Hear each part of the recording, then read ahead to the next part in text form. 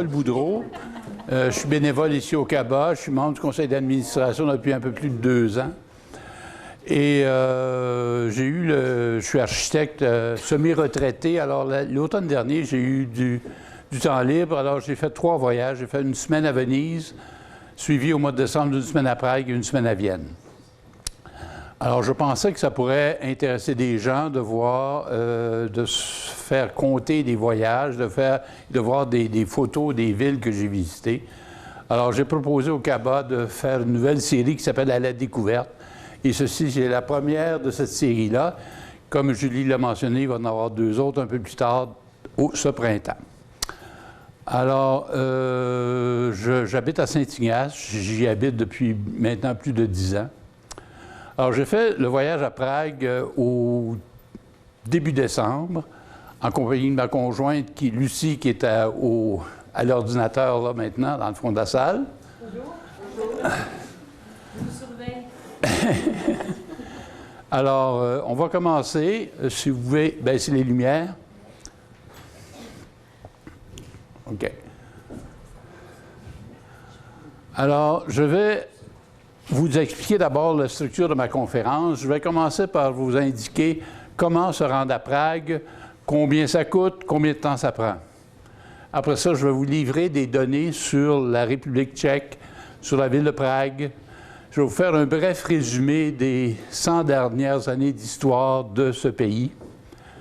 Ensuite de ça, je vais vous décrire les principaux attraits de 2 quartiers de la ville, la vieille ville et le château de Prague. Finalement, je vais vous parler de la gastronomie tchèque, de la bière tchèque, de la vie culturelle en République tchèque et précisément à Prague. Et finalement, je vais vous parler des marchés de Noël et des souvenirs que vous pouvez rapporter de Prague. Alors, on va commencer par comment se rendre à Prague. Alors, évidemment, en avion, il y a 4 compagnies d'aviation qui font le trajet Montréal-Prague tous les jours, avec escale dans différentes villes. Air France et Delta font escale à Paris-Charles de Gaulle. British Airways fait escale à Londres et KLM fait escale à Amsterdam.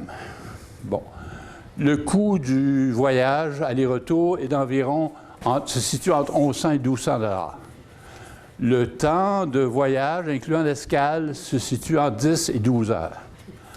Il y a une compagnie d'aviation qui fait vraiment le vol à rabais, qui l'offre pour 800 $.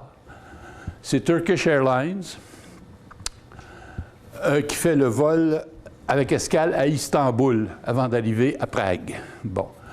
L'inconvénient, c'est la durée du voyage. À l'aller, ça dure 14 heures. Au retour, ça dure 34 heures. Oh. C'est libre à vous. Si vous avez du temps à perdre, allez-y. Après ça, on arrive à Prague, à Tchécoslovaquie. La Tchécoslovaquie, c'est pas la Tchécoslovaquie, je m'excuse, là, parce qu'on a souvent l'habitude de dire ça, mais c'est la République tchèque maintenant, depuis 1993.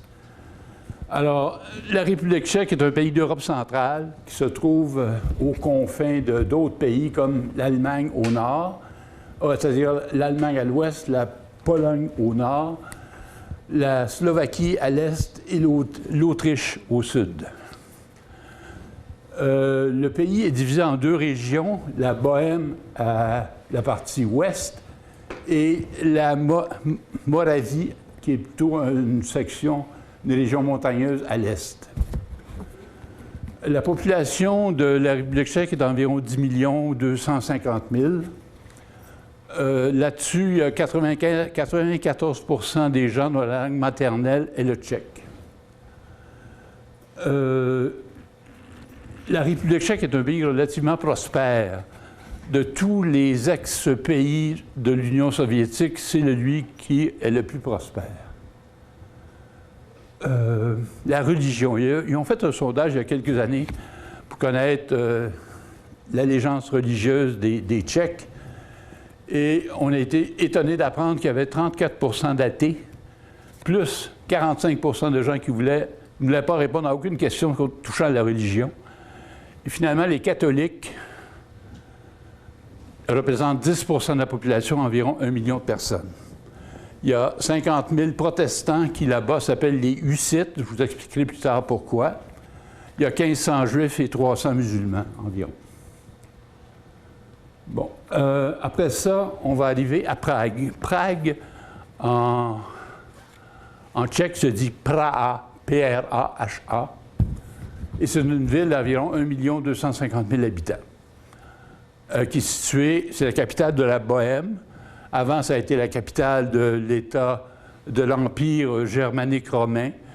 Et finalement, la capitale de la Tchécoslovaquie est maintenant la capitale de la République tchèque.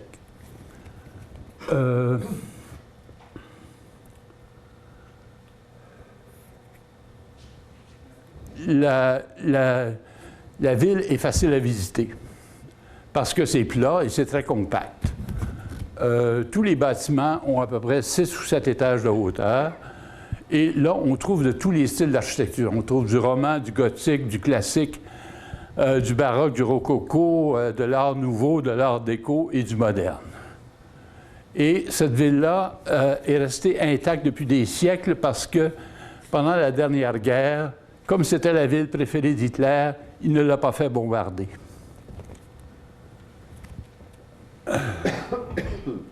Alors, je vais vous amener visiter principalement 2 quartiers de la ville.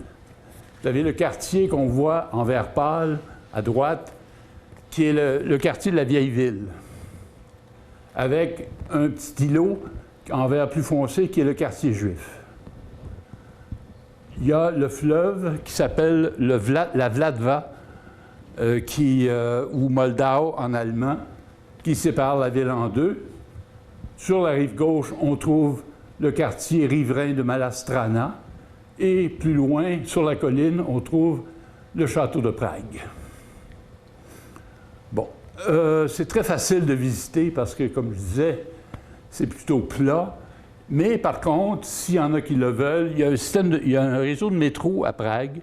Il y a un excellent réseau de tramways, d'autobus et évidemment des taxis. Alors, les principaux attraits de la vieille ville sont la place de la vieille ville, où on voit au centre, là, avec la tour. Il y a aussi le couvent Sainte-Agnès. Il y a la maison municipale et il y a le quartier juif, sur lequel on va revenir tantôt. Alors ça, c'est une vue de la place de la vieille ville. À la place de la vieille ville, on trouve l'hôtel de ville, sur lequel il y a un beffroi, avec, sur le côté du beffroi, qui est la tour adjacente à l'hôtel de ville, cette horloge, qui est une horloge astronomique, qui est un chef-d'œuvre d'horlogerie qui a été fait par un maître horloger à Prague au 14e siècle, qui fonctionne encore.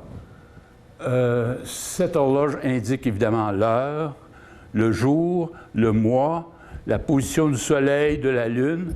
Et vous voyez en haut, il y a 2 petits créneaux. Et à toutes les heures, les 12 apôtres paradent devant les ouvertures qui sont là. Ça dure à peu près 1 minute. Après ça, ça va à l'heure suivante. Il y a une légende au sujet de cette horloge-là.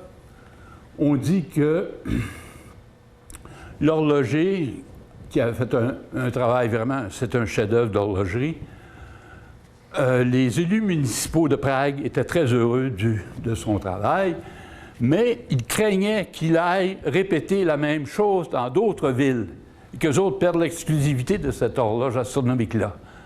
Alors, ils lui ont fait crever les yeux. Et celui-ci, pour se venger, a jeté un sort sur l'horloge, de sorte que dans les années qui ont suivi, dans les siècles qui ont suivi, toute personne qui allait travailler sur l'horloge soit mourait à brève échéance ou devenait fou. Vraiment, la République tchèque, c'est un pays de légende. Vous allez voir, il y en a d'autres, beaucoup à venir. Bon, après, qui donne sur la vieille place aussi, il y a la cathédrale Notre-Dame du Thym. Thym s'écrit T-Y-N et veut dire place fortifiée. C'est une église de style gothique avec les magnifiques clochers qui s'élèvent à 250 pieds dans les airs. la population ne l'a pas trouvée belle quand elle a été finie de construire, étonnamment. Alors, ce qu'ils ont fait dans les années suivantes, qui ont suivi, ils ont encouragé la construction devant la cathédrale pour la cacher le plus possible. Alors, c'est là qu'on voit qu'il y a des murs de ces bâtiments-là qui viennent jouxter et frapper jusque les murs de l'entrée principale de la cathédrale. On voit également sur le côté une entrée latérale avec la pierre en pierre noire de Prague. Ceci, c'est un monument qui est sur la place de la vieille ville. C'est un monument à Jean Hus. Excusez-moi.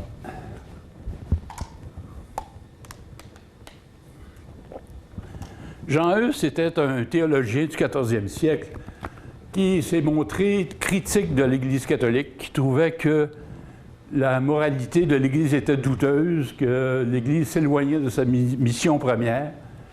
Alors, les autorités de l'Église n'ont pas vu ça d'un bon œil. Ils lui ont fait un procès au terme duquel il a été déclaré hérétique. Et les hérétiques, ce qu'on leur faisait, on les brûlait sur le bûcher. Alors, il a fini brûlé sur un bûcher. 100 ans plus tard, Martin Luther et Jean Calvin ont repris les thèses de Jean Hus et on les a menés à terme et ont créé le protestantisme. C'est pour ça qu'en République tchèque, les protestants s'appellent les Hussites en l'honneur de Jean Hus. Voici une de leurs églises qui donne sur la place de la vieille ville, c'est Saint-Nicolas, qui est une merveilleuse église baroque. À tous les dimanches matins, on célèbre le rite hussite. Et sinon, en d'autres temps, cette église-là sert de lieu de concert de musique classique, comme tant d'autres églises à Prague.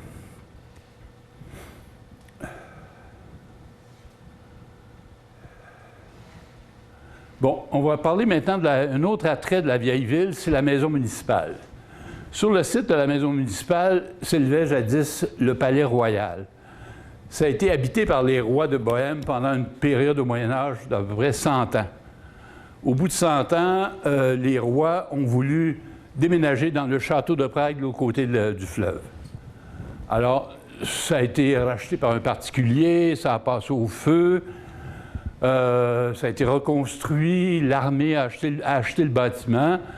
Ils en ont fait une école militaire. Ensuite de ça, c'est devenu une caserne pour des soldats. Et finalement, à la fin du 19e siècle, la ville jugeait que le bâtiment était juste bon à raser, ce qu'ils ont fait. Et ils ont élevé à la place la maison municipale. La maison municipale, c'était ce qu'on appelle aujourd'hui une maison de la culture. Alors, ils étaient très à l'avant-garde. Ça a été fait au début du 20e siècle. Alors, là, voici la maison municipale.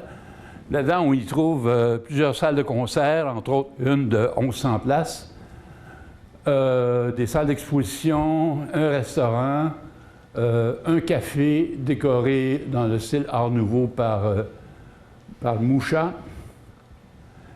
Et à côté, on voit, il y a un magnifique hôtel, ce style Art Nouveau qui donne sur la Namestie Republiki, la place de la République. Et juste à côté, il y a ce bâtiment de pierre noire qui est haut de 200 pieds et qui s'appelle la tour poudrière. C'est tout ce qui reste du palais royal de l'époque. C'est là-dedans qu'ils entreposaient les munitions et les armes. Alors, c'est une magnifique tour. Et là, maintenant, les autos peuvent circuler librement sous la tour. Un petit aparté. À Prague, je n'ai vu ni calèche ni fiacre. Ce que les gens offrent aux touristes pour leur faire un tour de ville, c'est un tour dans les voitures anciennes, comme ça, des voitures vintage. Alors, on en voit deux à proximité de la tour poudrière et deux autres à l'île Kampa qu'on verra plus tard. Bon, on arrive au couvent. Un autre centre d'intérêt de la vieille ville, c'est le couvent Sainte-Agnès, qui est le premier bâtiment gothique construit à Prague en l'an 1266 par Sainte-Agnès, qui était la princesse Agnès, qui était la sœur du roi Venceslas Ier. Alors, elle a construit ce monastère et cette chapelle pour les Clarisses. Plus tard, il y a des frères franciscains qui sont venus occuper une des ailes du monastère. Maintenant, tout le complexe a été acheté par l'État et qui sont en train d'en faire un monument dédié à l'art gothique en Bohême. Alors, on voit un peu la chapelle. Et voilà l'abside de la chapelle. Il faut que je vous parle des Juifs de Prague. Avant la guerre, sur une population d'environ 1 million à Prague, il y avait 65 000 Juifs. À la fin de la guerre, il n'y avait que 1 500 Juifs.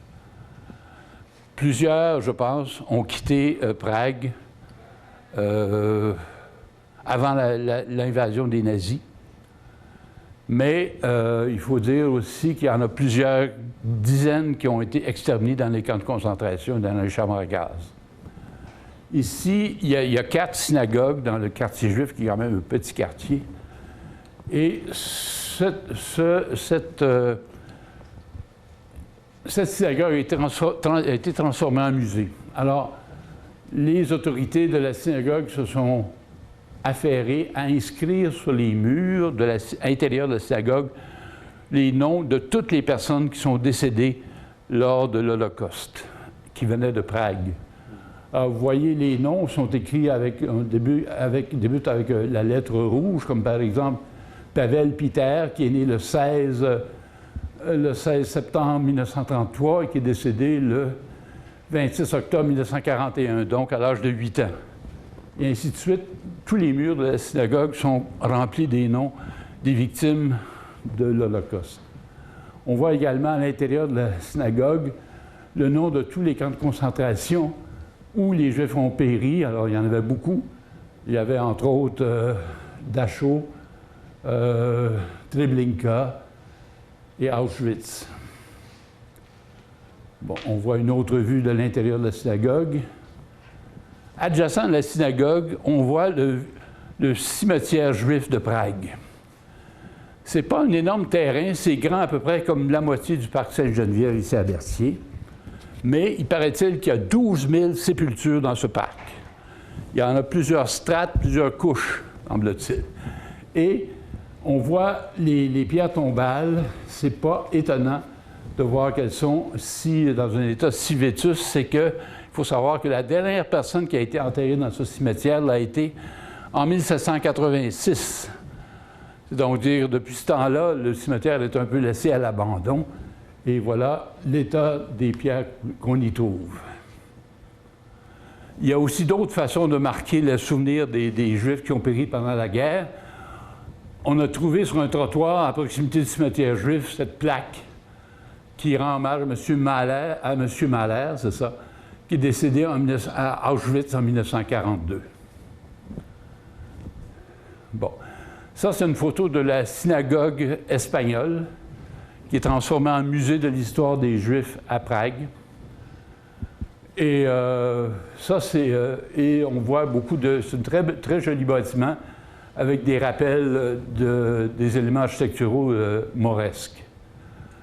On voit également dans le quartier juif une statue de Moïse. Moïse, si vous vous souvenez de votre Ancien Testament, c'est le prophète juif qui est allé chercher en Égypte les Juifs qui étaient maltraités pour les ramener en Palestine et qui a traversé la mer Rouge en ouvrant les eaux pour que son peuple puisse passer à sec.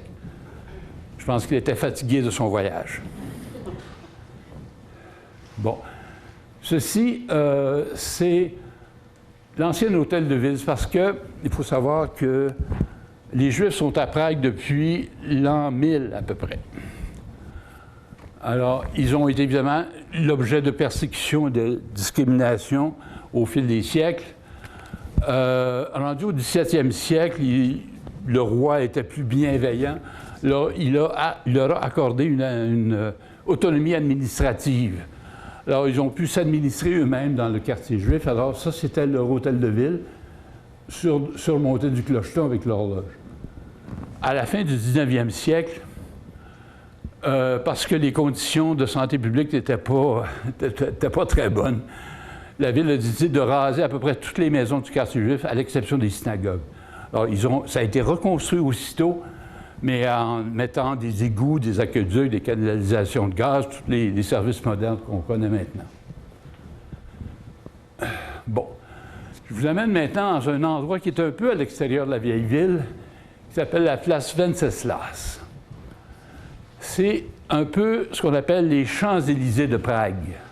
C'est une vaste avenue, 200 pieds de large par 3/4 de mille de long, avec un mail central où les gens peuvent marcher, des voies pour les tramways dans les deux sens, des voies de carrossage pour les voitures, et c'est bordé d'hôtels particuliers, de magnifiques bâtiments comme cet hôtel Europa, l'hôtel Jasta, sous lequel il y a un abri antinucléaire, semble-t-il. Et il y a beaucoup d'arbres, évidemment. Et c'est l'endroit où les chars d'assaut russes ont paradé en 1968. Il faut que je vous raconte un peu l'histoire de Prague. J'ai omis de le faire, je m'excuse. En 1918, ça faisait 300 ans que les Tchèques vivaient sous la domination de l'Empire austro-hongrois. Comme les Austro-Hongrois ont perdu la guerre parce qu'ils étaient du côté des Allemands, à la fin de la guerre, l'Empire a été démembré et de nouveaux pays ont vu le jour, dont la Tchécoslovaquie. En 1933, Hitler prend le pouvoir en Allemagne et il y a beaucoup de... Déjà, il commence à maltraiter les Juifs et d'autres éléments de la société et les gens trouvent refuge en Tchécoslovaquie. En mars plutôt, 1939, les troupes nazies envahissent la Tchécoslovaquie et vont l'occuper jusqu'à la libération en 1945. Il y a beaucoup, évidemment, de résistants qui se sont produits, qui se sont montrés le nez à partir de ce moment-là. Et comme beaucoup de résistants dans d'autres pays, comme Charles de Gaulle, on sait, a passé le temps de la guerre à Londres, bien, il y a beaucoup de résistants tchèques qui se sont retrouvés également en Angleterre. Alors là, avec l'aide des services secrets britanniques, ils ont fomenté un coup parce que Hitler avait nommé M. Reinhard Heydrich comme gouverneur de la Tchécoslovaquie. Il faut savoir que ce M. Heydrich était le chef de toutes les troupes SS. Il était surnommé le bourreau, et c'est pas pour rien. Alors, il voulait se débarrasser de M. Heydrich. Alors, de nuit, ils ont parachuté 8 de ces résistants-là au-dessus de Prague, qui ont été accueillis par des sympathisants qui les ont hébergés et cachés. Et là, les parachutistes se sont affairés à voir les allées et venues de M. Heydrich pour pouvoir faire leur attentat. Ils se sont aperçus qu'il habitait dans la vieille ville et que ses bureaux étaient dans le château de Prague, le côté de la rivière. Ils ont, un bon matin, ils se sont aperçus aussi qu'il n'était pas escorté de soldats. Il était simplement avec son chauffeur.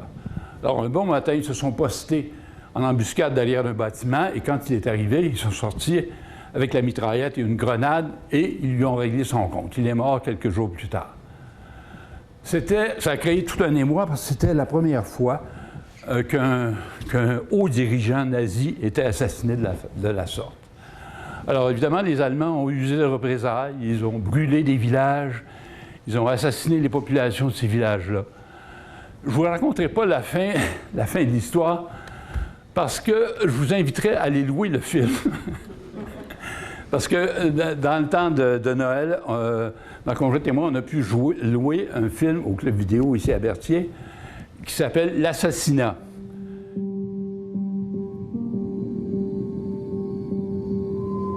C'est triste de voir son pays mis à genoux. Oui, et les choses ne sont pas prêtes de changer. N'en soyez pas si sûr. Un homme peut encore nous sauver. Là, le monsieur sur la photo.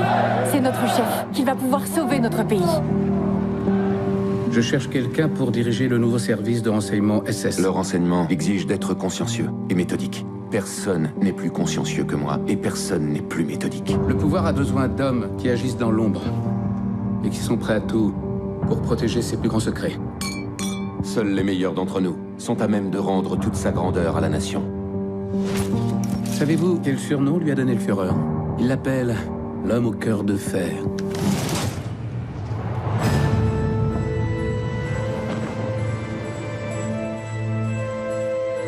Londres ne vous envoie pas ici pour une simple mission de routine. Aucun réseau de résistance n'a jamais réussi à assassiner un haut responsable nazi. Je veux tout savoir de son emploi du temps. Heydrich doit mourir.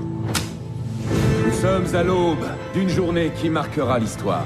Tous les ennemis de la nation seront éliminés. Vous risquez votre vie, mais vous mettez aussi en danger la nôtre. Promets-moi que tu reviendras vivant.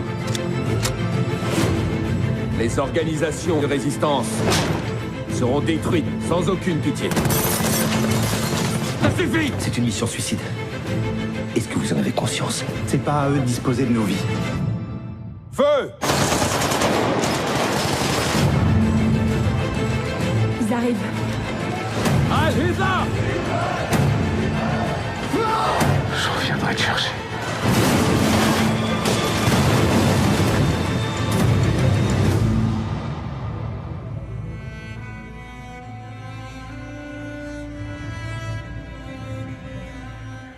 Et c'est un des 3 films qui a été tourné sur cet épisode-là. Alors, je ne veux pas vendre le punch. Alors, si ça vous intéresse de connaître quel était l'état de Prague dans le temps de la guerre, allez louer l'assassinat. Alors, On était à la place Venceslas. ça, c'est la statue de Venceslas qu'on voit au bout de la place. La place est aboutie au Musée des Beaux-Arts de Prague, qui est actuellement en rénovation.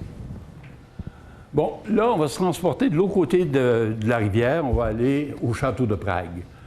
On s'est rendu là en tramway, pas parce que c'était loin, mais parce que c'est situé sur une colline. Vous allez voir, c'est quand même assez escarpé.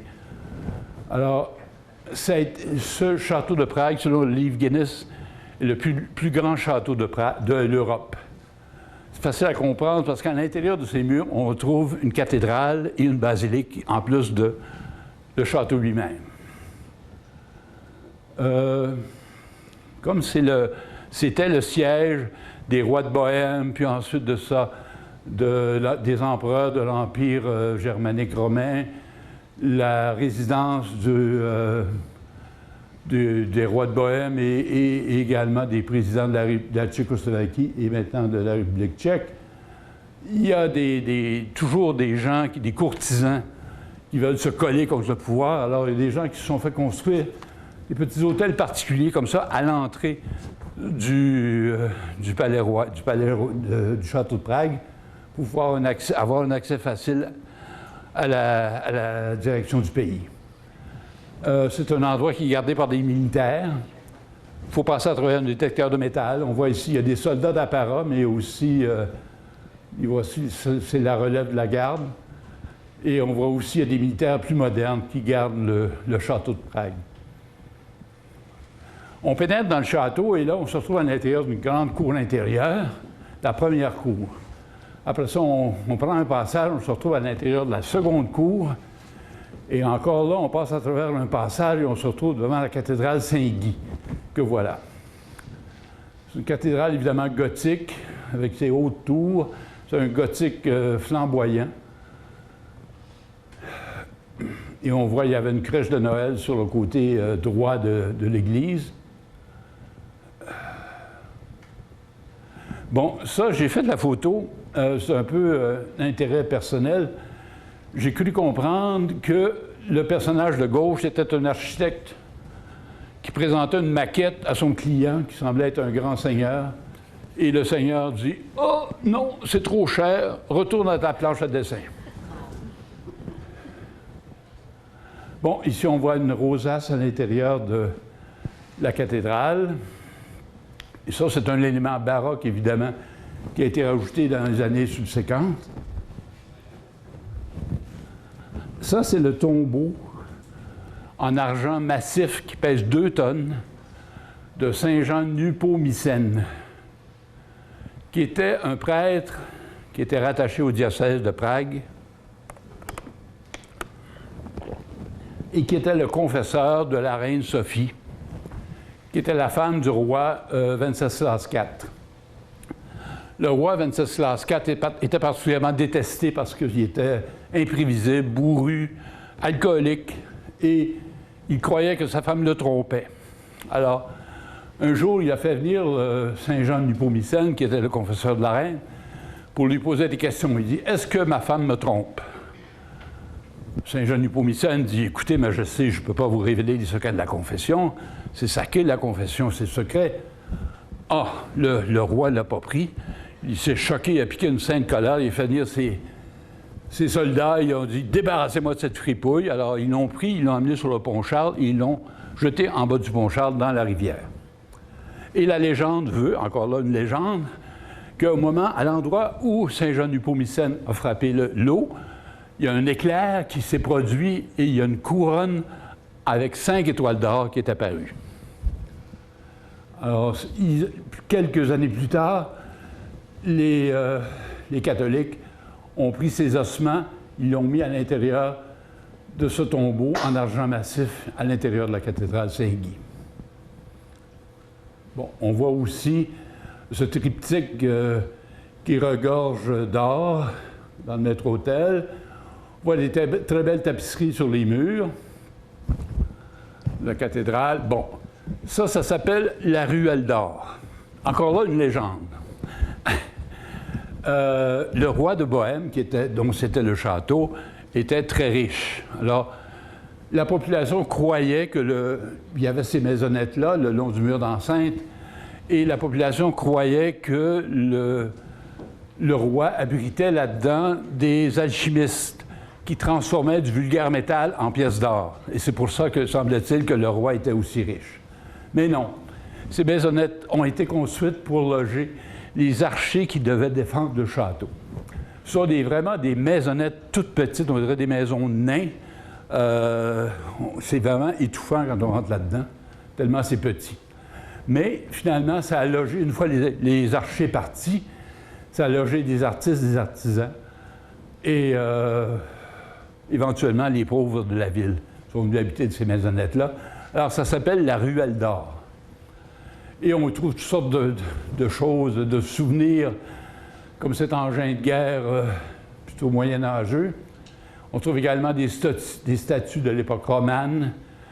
Et on trouve cet élément plutôt lugubre, une potence, où on insérait les pauvres victimes dans une cage de métal et ils étaient laissés là, j'imagine, à sécher. Bon, comme je vous disais, là, on est sorti du château.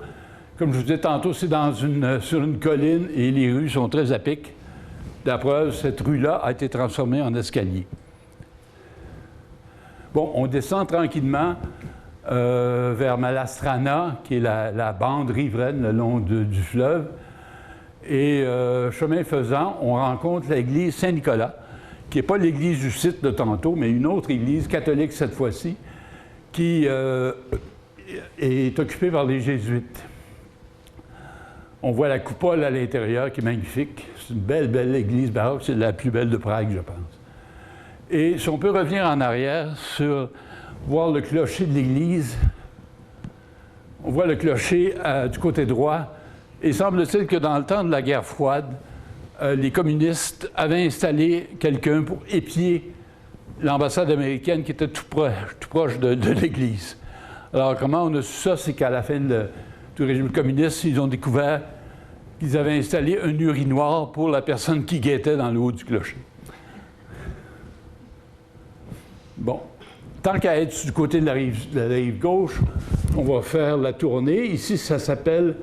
C'est l'île de Campa. C'est pas vraiment une île, c'est une presqu'île qui est délimitée par, évidemment, le fleuve et également qui est séparée, sur une partie, en tout cas, de la terre ferme par un canal qu'on voit ici. Alors, c'est, semble-t-il, classé comme étant l'île la plus romantique au monde après l'île Saint-Louis à Paris. Alors, il y a un mur qui s'appelle le mur John Lennon, où, après le décès de John Lennon, les jeunes du monde entier ont été invités à venir faire des graffitis en signe de paix sur ce mur. Bon, ce qu'on voit de la rive gauche, on voit des bâtiments de la rive droite, évidemment. Là, le bâtiment qu'on voit, c'est le Théâtre national, qui est un magnifique bâtiment où il y a des spectacles d'opéra, de ballet et des concerts classiques. ça, cette tour-là, c'est la tour à l'entrée du pont Charles.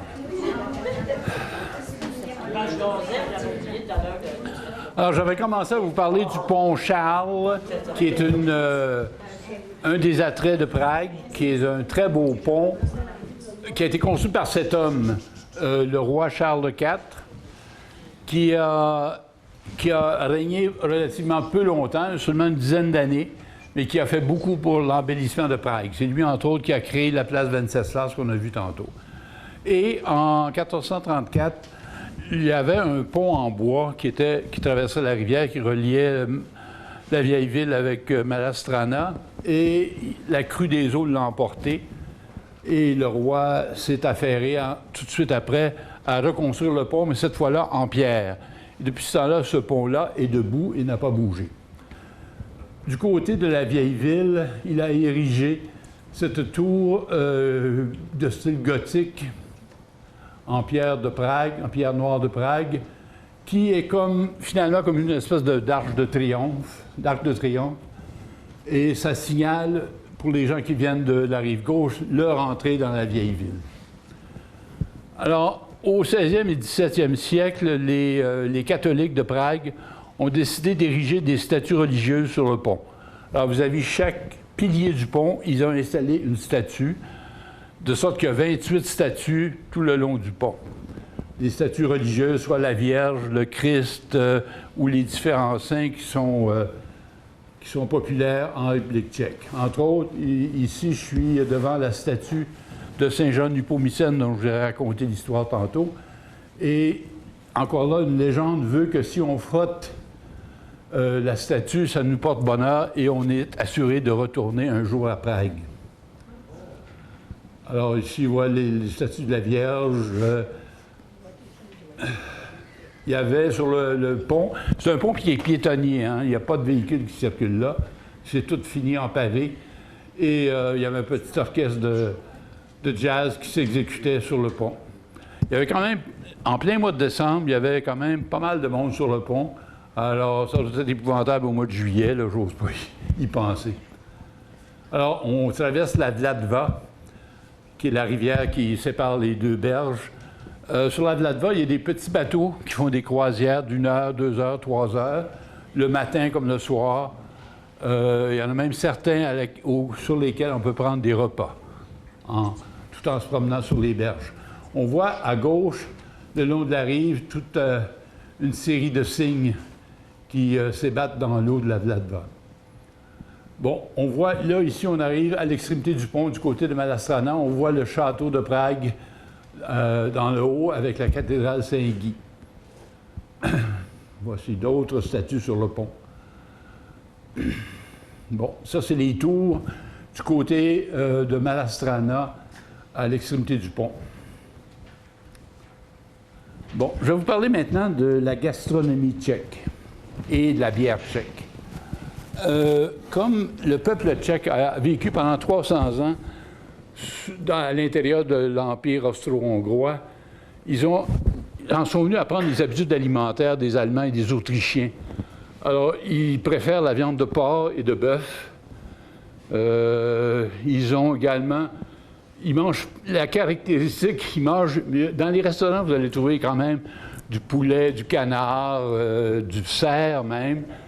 Et la caractéristique, c'est qu'ils ne mangent pas beaucoup de légumes. On voit au mieux des pommes de terre assaisonnées avec du persil, mais c'est à peu près tout ce qu'on peut voir. Encore là, de la goulash. La goulash est très bonne. Et les desserts ne sont pas piqués des verres.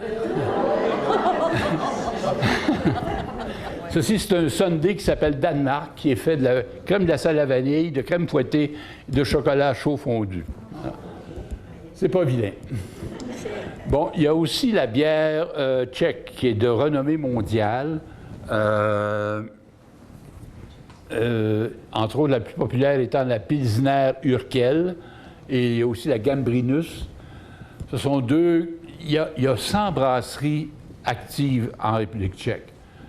Chaque Tchèque boit en moyenne 150 litres de bière par année. Mais par les repas des bières étrangères, ils sont fidèles à leur bière nationale. Bon, je vais vous parler également de la vie culturelle à Prague. Prague a de tout temps été une ville capitale, ville phare pour la musique classique.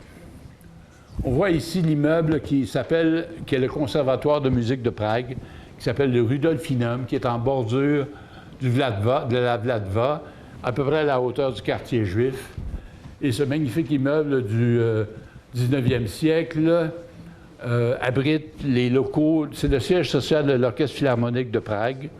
On y trouve des salles de répétition, une salle de concert de 1200 places, des classes d'apprentissage, des bureaux, un café et une librairie. Alors, il y a plusieurs musiciens célèbres qui y ont enseigné, entre autres Dvorak, Smetana, Janacek, Mahler, qui ont tous, à tour de rôle, enseigné au Conservatoire de Prague. Et à tous les jours, il y a des milliers de personnes à Prague qui peuvent assister à un concert de musique classique. Il y a simultanément, à travers la ville, il y a au moins 6-7 concerts de musique classique, soit au Rudolfinum, à la maison municipale, ou dans les innombrables églises qu'il y a à travers la ville. Alors, il y a plusieurs milliers de personnes qui assistent à des concerts de musique classique à tous les jours. Du côté des arts plastiques, c'est un peu moins flamboyant. Comme je l'ai dit tantôt, le musée des Beaux-Arts était fermé pour rénovation, donc on ne l'a pas visité. On a visité à la place le musée Moucha. En tchèque, on dit Mouka. Alors, c'était Alphonse Moucha, qui était un Pragois, qui a fait carrière principalement en France, parce qu'il était peintre et afficheur.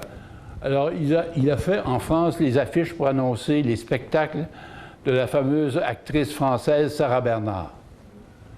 Alors, ça lui a valu plein d'autres commandes de la part de compagnies ou d'individus pour faire des affiches. Alors, il a fait des choses très décoratives. C'était un des pères de l'art nouveau, principalement en France. Alors, à la fin de sa vie, il est revenu à Prague et on lui a demandé de faire le dessin pour un vitrail à la cathédrale Saint-Guy, qu'on voit ici, un très beau vitrail. Maintenant, du côté de la littérature. En littérature, les Tchèques sont quand même assez forts. Il y a Milan Kundera, qui est un grand romancier. Il y a eu Václav Havel, qui a été un des prédécesseurs de la République tchèque, qui a fomenté la révolution de velours en 1949, qui a permis de se débarrasser du communisme. Il y a eu Rainer Maria Rilke, qui est un poète germanophone, par exemple, et il y a eu Franz Kafka. Franz Kafka était un juif qui a été élevé dans le quartier juif de Prague et qui a fait son cours de droit. Il est devenu avocat, il a pratiqué pendant quelques quinzaine d'années. Il était employé d'une compagnie d'assurance qui avait ses bureaux sur la place Venceslas. Et il est mort à 40 ans d'une tuberculose de malnutrition. Pendant tous ses loisirs, il écrivait des choses, des nouvelles, des romans. Il écrivait tout le temps quand il y avait le moment, quand il y avait le temps de le faire. Mais il ne publiait jamais parce qu'il considérait que ses œuvres n'étaient pas intéressantes pour personne. À son décès, il a écrit dans son testament qu'il voulait que son exécuteur testamentaire, qui était son meilleur ami, brûle tous ses écrits, ses cahiers, ses notes. Il voulait que ça soit brûlé. L'exécuteur testamentaire, quand il a pris connaissance des documents que Franz Kafka avait écrits, il a dit « Non, je ne peux pas brûler ça, ça ne vaut pas la peine. » C'est-à-dire, ça vaut la peine d'être publié parce que c'est des grandes œuvres. Alors, c'est ainsi que toute l'œuvre de Kafka a été posthume. Il a écrit des romans mondialement connus comme Le Procès et La Métamorphose. À travers Prague, il y a 3 monuments qui célèbrent la présence de Franz Kafka. On voit ici, je pose devant une de ces sculptures-là qui est à côté de la synagogue espagnole. C'est un monument à peu près 12 pieds de haut. Et on voit Kafka qui est assis à cheval sur un des personnages de ses livres qui n'a pas de tête. Ici, c'est une autre, c'est la tête de Franz Kafka qui est située. Est-ce que c'est une vidéo, ça, je pense, hein? Ben, je vais juste vérifier parce que Ah, voyons. Juste avec la vidéo, ça va juste expliquer. Ouais. Ah, voilà. Alors, c'est tout en acier inoxydable, c'est fait par strates et ça tourne à des vitesses différentes. Alors, on se demande toujours si la tête va se reformer, mais finalement, au bout du compte, la tête et les morceaux tombent en place. C'est l'œuvre d'un sculpteur qui s'appelle David Cerny.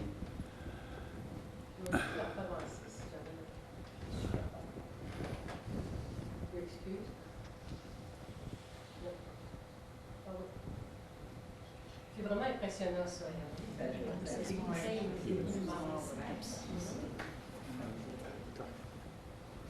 Alors, le même artiste, M. Cerny, a fait une autre œuvre qui représente deux hommes qui sont en train d'uriner dans un bassin. Ce qu'il faut savoir, c'est que le bassin a la forme de la République tchèque. Alors, je ne sais pas quel est le message exactement, mais il semble que la direction des jets, je ne l'ai pas vérifié, mais c'est ce que j'ai lu, la direction des jets fait que le jet écrit des lettres dans l'eau du bassin qui reprennent des textes de la littérature nationale de la République tchèque. Alors, voilà.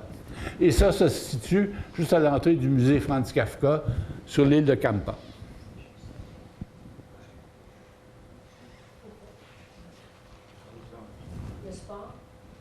Ah oui. Il y a eu également, en part de la littérature, dans le cinéma, il y a beaucoup de Tchèques qui se sont illustrés. On pense ici à Milos Forman, qui est un grand réalisateur qui a produit des films qu'on connaît tous, comme Vol au-dessus d'un nid de coucou, Ragtime, Hair, Amadeus, Valmont. Tous des films qui lui ont mérité 2 Oscars, 4 Césars et 4 Golden Globes. Il y a aussi Yeri Menzel, qui est un autre réalisateur qui a eu un Oscar et un Ours d'or à Berlin. Dans les sports maintenant. Dans les sports, il y a eu de très grands athlètes tchèques. On pense par exemple à Emil Zatopek, qui était un coureur de fond qui a été actif au milieu du 20e siècle. Il a participé aux Olympiques de 1948 et de 1952. Et en tout, il a rapporté pas moins de 5 médailles d'or. Entre autres, en 1952, il a gagné la médaille d'or aux 5000 mètres, la médaille d'or aux 10 000 mètres et la médaille d'or au marathon. Un exploit qui n'a pas été répété depuis ce temps-là. Et au tennis, tout le monde connaît les prouesses de Ivan Lendl et Martina Navratilova, qui sont des Tchèques. Au hockey, il y a notre charmant Thomas Plekanec qui vient d'être échangé à Toronto. Et il y a aussi Jaromir Jagr qui a fait une longue carrière dans la Ligue nationale, qui vient de retourner en République tchèque pour continuer à pratiquer son sport. Et il y a Dominique Hasek aussi, qui était un grand joueur de hockey. Bon, je vais vous parler de 2 bâtiments que j'ai trouvés exceptionnels à Prague. Celui-ci, ça s'appelle la Maison qui danse. C'est un hôtel construit dans les années 1995-96, dont un des architectes est un architecte canadien qui s'appelle Frank Gehry, qui fait toujours des choses très particulières, comme vous pouvez voir. Alors, le mouvement veut représenter un couple de danseurs. À l'étage supérieur de l'hôtel, il y a un restaurant qui s'appelle Ginger et Fred, en l'honneur de Ginger Rogers et Fred Astaire. Et ma conjointe et moi avons eu l'occasion de monter sur le toit en haut à droite où il y a un belvédère et on a pu voir la vue magnifique autour de cet hôtel qui est situé sur le bord de la Vltava. Alors vous allez voir le panorama autour de cet hôtel. Là, on voit la Vltava et on voit le château de Prague à l'horizon, en haut sur la colline.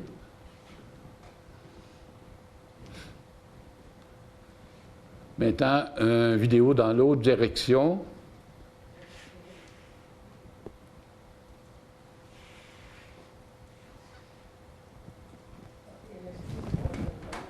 Bon, on s'excuse, il ne fonctionne pas. Bon, alors l'autre bâtiment d'exception, c'est un sanctuaire à la Vierge Marie qui s'appelle Notre-Dame de Lorette, qui est un monastère qui a été conçu par une richissime famille pragoise au 18e siècle dans le style baroque, qui comprend un monastère qui était habité par les pères capucins et une église, une chapelle, si on veut. Alors, si c'est une statue dans la cour intérieure du monastère, il y a également... Ah oui, ce sanctuaire se voulait une réplique d'un sanctuaire qui existe en Italie qui s'appelle à la ville de Loreto. Donc, on a pris Loreto et on a fait Notre-Dame de Lorette. Et à Loreto, il y a, dans le milieu du monastère, un petit édicule comme ça qui s'appelle Santa Casa, c'est-à-dire la Maison Sainte. Et à Loreto, encore là, une légende veut que la Maison Sainte qui est à Loreto ait été la maison où la Vierge Marie a été élevée à Nazareth et que les anges auraient transporté de Nazareth jusqu'à Loreto en Italie parce que l'envahisseur turc menaçait d'envahir Nazareth. Bon. Et quand on a fait la réplique de Loreto à Prague, on a fait une réplique également de la Santa Casa. Je ne sais pas ce que vous en pensez, mais moi, je doute fort qu'une petite maison à Nazareth ait eu cet aspect-là. C'est une légende, voilà. Fake news. Et partout à l'intérieur de l'Église, on voit des représentations, évidemment, de la Vierge Marie, avec son fils à différentes époques. Ici, on voit les confessionnaux qui étaient utilisés par les capucins. Et on voit ma conjointe qui circule dans le déambulatoire autour du monastère, de la cour intérieure.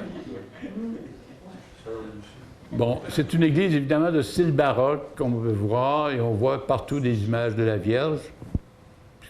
Bon, ici, on voit un Christ qui est plutôt athlétique. On voit ici la Vierge avec son fils défunt sur ses genoux.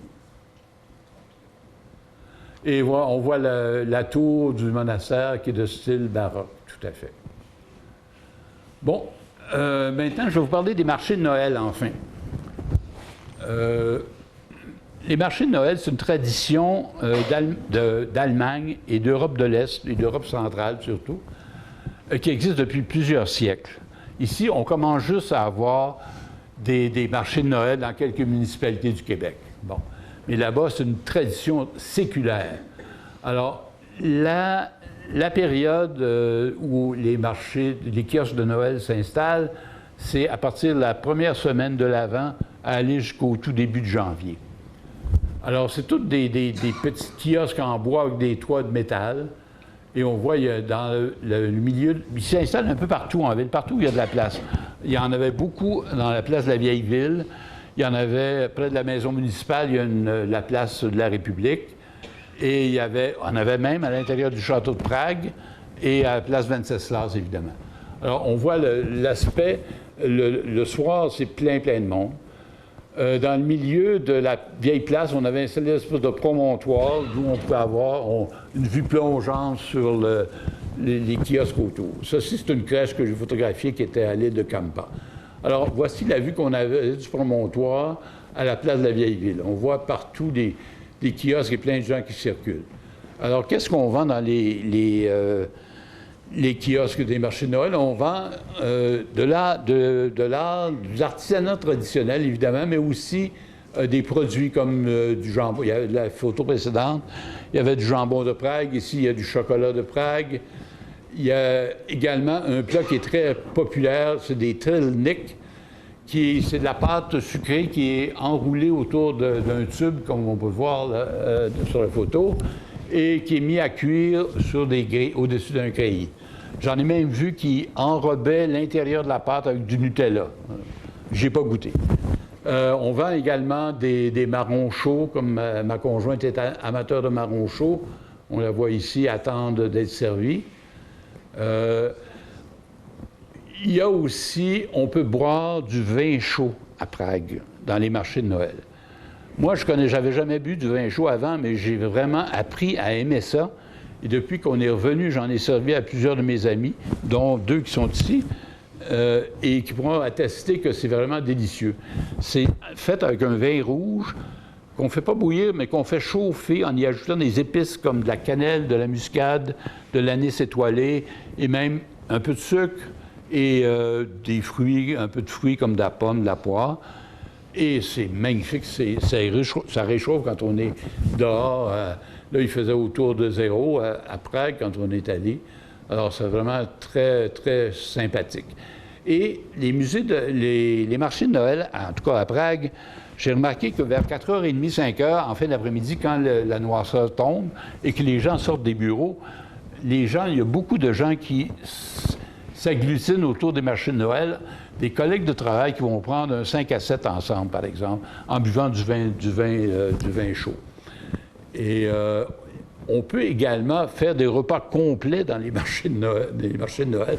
On voit ici des énormes plats où on fait cuire des pommes de terre. Ici, on fait rôtir une pièce de viande au-dessus d'un feu de bois improvisé. Et on peut acheter toutes sortes de nourriture de Noël. On peut acheter des pains d'épices, des gâteaux aux noix, des petits fours à la vanille, toutes sortes de nourriture traditionnelle du temps des fêtes là-bas. Encore des Tredelniks qui sont très populaires là-bas. Lucie, saute ça. Alors, je vais vous parler également des souvenirs que vous pouvez rapporter de Prague. Il y a plusieurs rues commerciales comme celle-ci qui relient la place de la Vieille Ville avec la place vis-à-vis la maison municipale. Alors, tout le long de ces avenues-là qui sont empruntées par beaucoup de touristes, il y a des boutiques. Alors, il y a des charmantes sculptures à l'entrée de certains commerces. Et voilà, on circule, on va d'une place à l'autre. C'est très, très agréable de circuler là. Bon. Un des souvenirs, si vous voulez rapporter des souvenirs de Prague, je vous conseillerais d'abord de rapporter peut-être des marionnettes. Prague est renommée mondialement pour son théâtre de marionnettes. Il y a une école de formation de marionnettistes à Prague et à chaque année, il se tient des festivals de marionnettes. Alors ici, c'est des marionnettes qui sont à vendre dans un kiosque de Noël. Il y a des marionnettes en bois, en plâtre, en terre cuite. Et c'est vraiment pas cher. On vend aussi si c'est une autre boutique de marionnettes près du pont Charles. Il y a également, on peut acheter des boîtes à musique qui répètent la musique des grands musiciens du pays. Il y a aussi des jouets. On fabrique beaucoup de jouets en bois qui sont un beau design, qui sont très résistants pour, évidemment, un prix un peu plus élevé. Il y a le fameux verre de Bohême. Comme Prague est la capitale de la Bohême, c'est là qu'on trouve principalement du verre de Bohême qui est reconnu pour sa grande limpidité. Et avec du verre de Bohême, on fabrique des verres, des coupes à vin, des bols, toutes sortes d'outils, d'accessoires de cuisine. Bon. La Bohême est également le seul endroit en Europe où il y a des gisements d'une pierre précieuse qui s'appelle le grenat. C'est une pierre rouge, qui est un peu le rouge qu'on voit dans les enseignes. En tchèque, grenat se dit garnet. Et avec cette pierre-là, on fait des colliers, des bagues, des boucles d'oreilles, des broches, etc. On les sertit même sur, mettons, des coupes de vin, etc. Alors, c'est les principaux souvenirs que vous pouvez rapporter de Prague, à part le souvenir d'avoir fait un très beau voyage. Alors, je vous remercie beaucoup. Si vous avez des questions...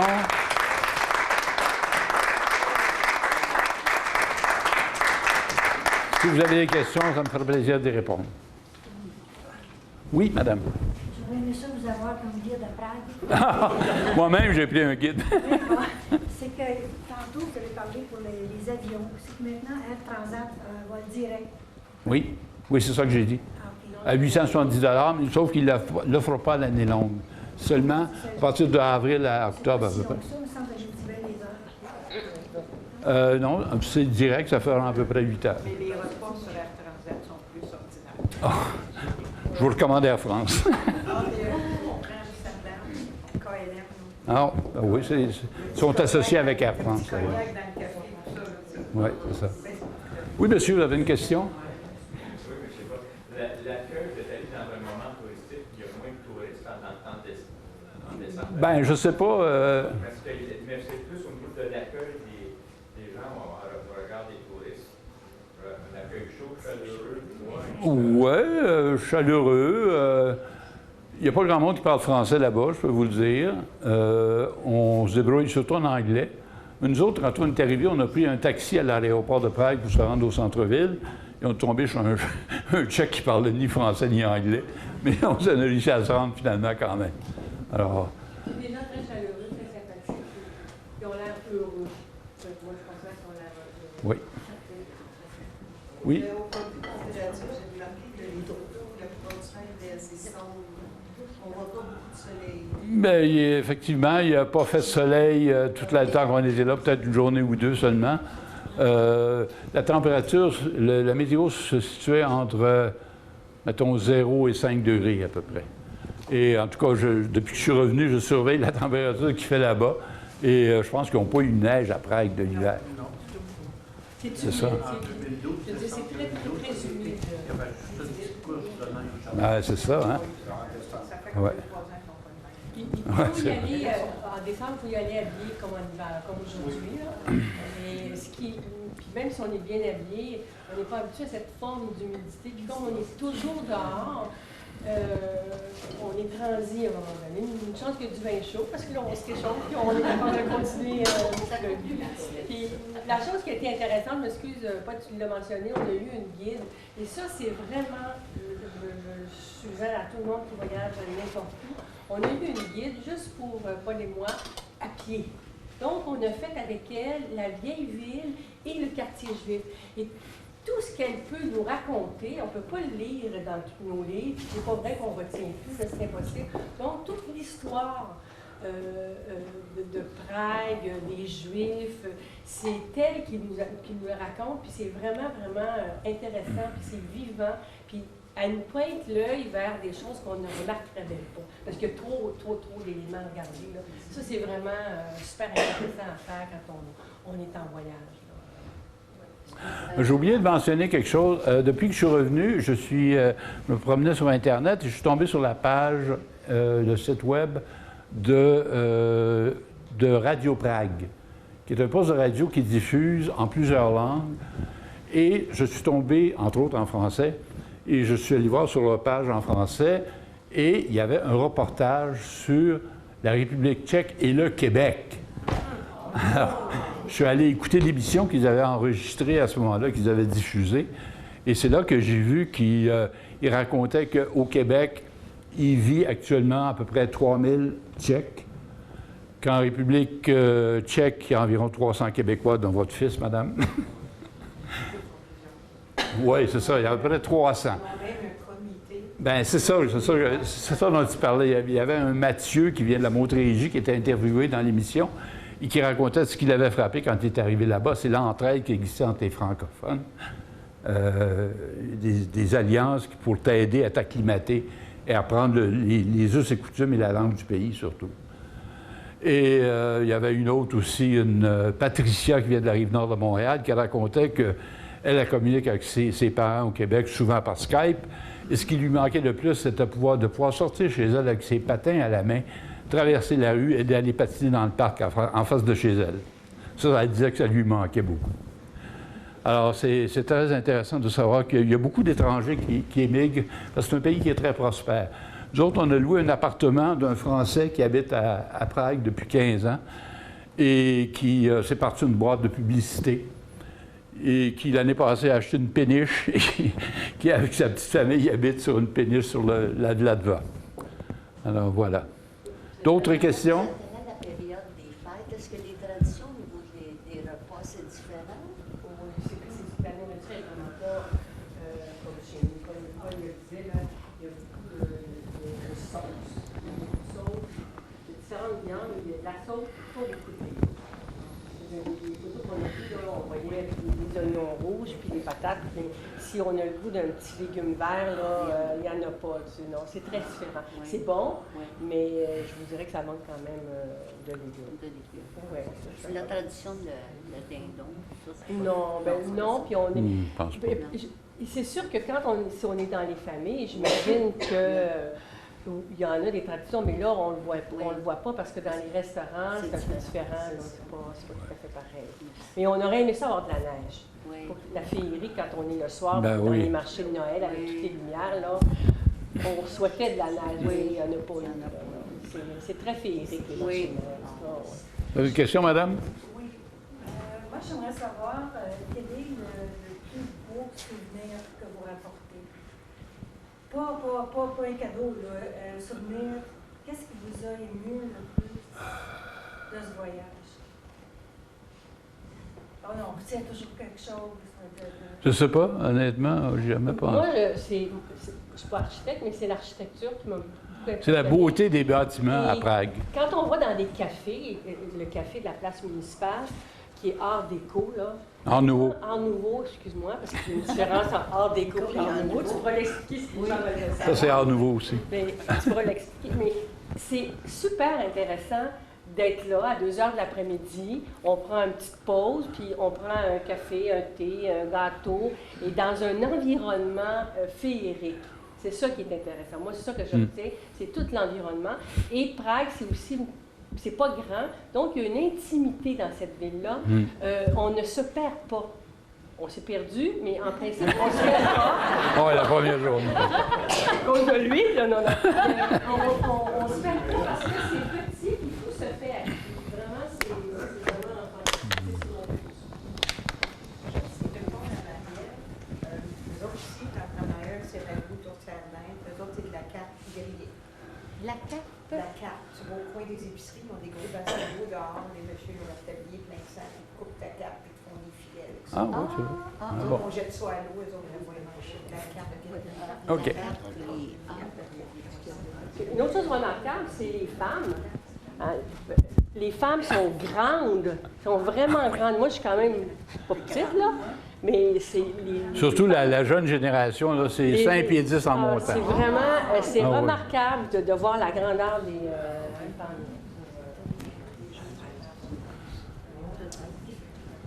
On va continuer les autres photos. Bon, s'il n'y a pas d'autres questions, je voulais vous parler.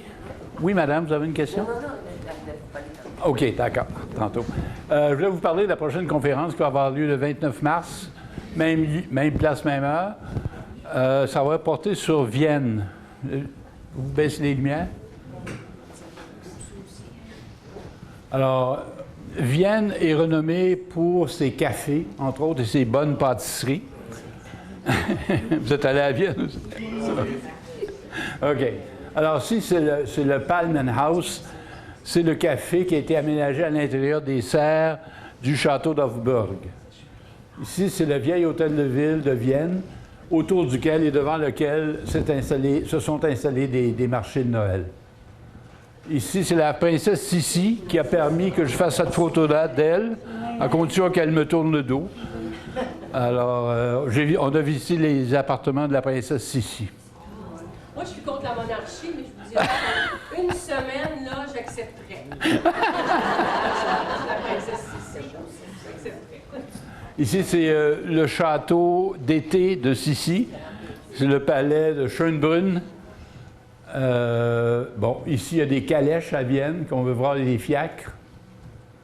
Ici, il y a une horloge, pas astronomique, mais quasiment, également à Vienne. Et il y a un marché public extérieur qui s'appelle la Nash Market, où on voit plein de produits comme des houmous à toutes sortes de sauces.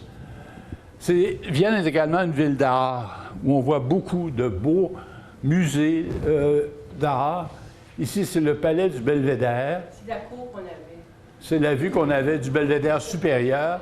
Et le bâtiment au toit orangé qu'on voit au fond, c'est le Belvédère inférieur. Entre les deux, il y a les jardins qu'on voit là qui ont été dessinés par un élève de Le Nôtre qui avait fait les jardins de Versailles. Ici, devant l'église Saint-Charles-Borromée, on voit un monsieur qui joue de l'orgue de Barbarie. Et voilà, ça, c'est l'intérieur du café central à Vienne. Et voilà.